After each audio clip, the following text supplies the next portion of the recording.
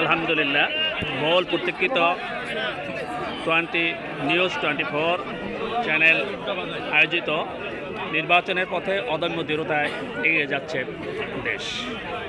এই অনুষ্ঠানে অংশগ্রহণ করছেন বাকরগঞ্জ 6 আসনে বাংলাদেশ জামাত ইসলামী মনোনীত জাতীয় সংসদ সদস্য প্রার্থী অধ্যাপক মাওলানা মাহমুদুন নবী তালুকদার সাহেব, বিএনপির মনোনীত সাবেক সংসদ সদস্য জনাব আবুল হোসেন খান সাহেব। তাদের অনুষ্ঠানটি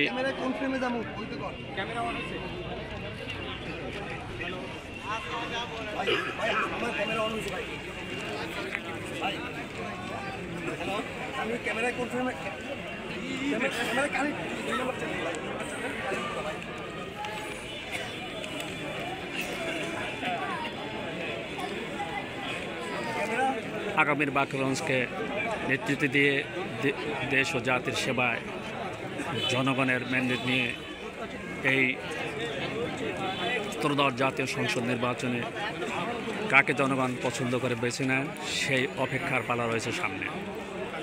আর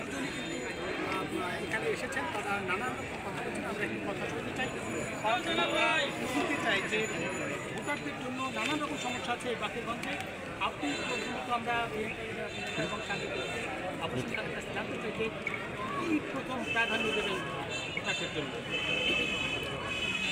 ধন্যবাদ আপনাকে, ধন্যবাদ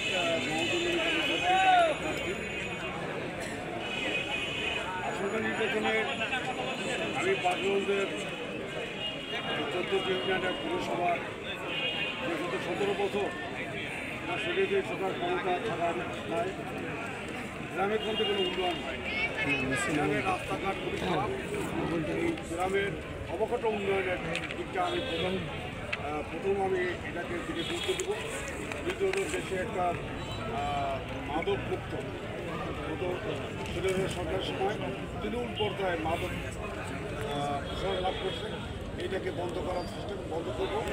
এবং টোটাল বাকরগঞ্জে আমি যে সংসদে ছিলাম তার সন্ত্রাস মুক্ত ছিল, এই সন্ত্রাস মুক্ত হবে এবং একটা দুর্নীতিমুক্ত প্রশাসন, দুর্নীতিমুক্ত পরিবেশে যেন জনগণ লাভ পেতে পারে।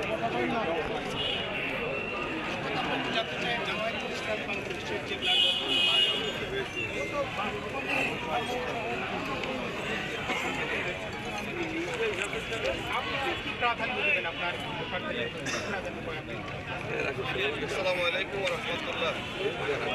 আমার পক্ষ থেকে নিউজ 24 আপনাকে আপনার পরিবারকে ধন্যবাদ। সাথে সাথে আজকের আমাদের সাথে রয়েছেন বাংলাদেশ জাতীয়তাবাদী দল বিএনপি মনোনীত প্রার্থী একান্ত জনাব জননেতা আবুল হোসেন খান। আমরা প্রাধান্য দিতে চাই সর্বপ্রথম আমরা জানি যে বিগত 3টি নির্বাচন প্রশাসনের নির্বাচন হয়েছে, অতএব আমরা জনগণের ভোটের অধিকারটাকে প্রথম অগ্রাধিকার দিতে চাই, নিশ্চিত করতে চাই। যেহেতু গণতান্ত্রিক দেশ, এই ভোটের অধিকার নিশ্চিতের মাধ্যমে যদি একটি গণতান্ত্রিক সরকার প্রতিষ্ঠিত হবে, সরকার প্রতিষ্ঠিত আমরা বাকরগঞ্জের সর্বপ্রথম শিক্ষার উন্নয়নকে আমরা প্রাধান্য দিতে চাই। শিক্ষার উন্নয়নের সাথে সাথে আমরা স্বাস্থ্যখাতের প্রাধান্য দিতে চাই। আর পাশাপাশি বাকরগঞ্জে 15 বছর দীর্ঘদিন পর্যন্ত পিছিয়ে পড়ে রয়েছে। বাকরগঞ্জ বাংলাদেশের ভিতরে একটি অবহেলিত একটি জনপদ। এই জনপদের রাস্তাঘাট, কালভার্ট, ব্রিজ, মসজিদ, মন্দির, স্কুল, কলেজ, মাদ্রাসা, মসজিদ এবং নদীমাতৃক দেশ এলাকা হিসাবে বাকরগঞ্জের অনেকটা এলাকায় নদী ভাঙন অবহেলিত আছে। এটাকে আমরা অগ্রাধিকার দিতে চাই। নদী ভাঙনের লোকদেরকে পুনর্বাসন করা এবং নদী ভাঙন রোধ করার জন্য আমরা যথাযথ ইনশাআল্লাহ বলছিলেন। আমার তার দুপাশে দুজন প্রার্থী যারা এই জনপদের উন্নয়নের কথা বলছেন, তারা ভোটারদের আশ্বস্ত করছেন এবং মাদকমুক্ত করার তারা ঘোষণা দিচ্ছেন এবং নিঃসন্দেহে এই জনপদ শান্তির জনপদ তারা বলছেন।